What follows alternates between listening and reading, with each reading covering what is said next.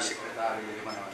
Ma'am, paano natin makokorek yung sinasubmit ng mga list doon sa mga beneficiaries ng office? Kasi marami kaming natatanggap dito na reklamo from our, yung mga tao na si Mike na may kaya, nasa listahan. Si Juan de la Cruz na walang trabaho, walang hanap buhay, wala sa listahan. Paano mag-correct natin yan?